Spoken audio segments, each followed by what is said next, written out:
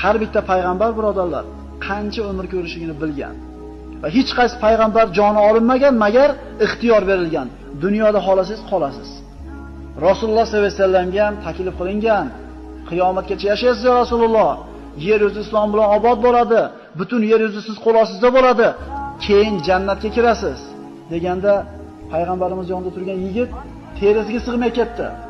Jannatul baqiga chiqib salom berdi. Ularda haqqiga duo qilib turganda payg'ambarimiz holi birdaniga bo'shashib ketdi.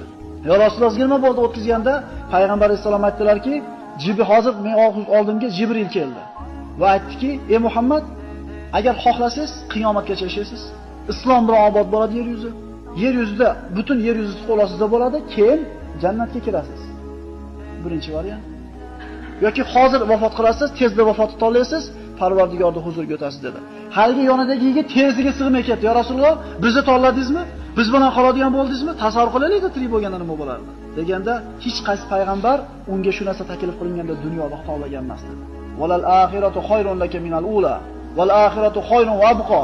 Ey Muhammad alayhisalom, oxirat hayoti bu dunyodan sizga yaxshiroq ham, boqiyroq ham. Oxirat bu dunyodan afzal dedi Alloh taolo. Agar yaxshi narsa bo'lganda Rasululloh tanlamasmidi? Birorta payg'ambar tanlamasmidi dunyoda qolishni?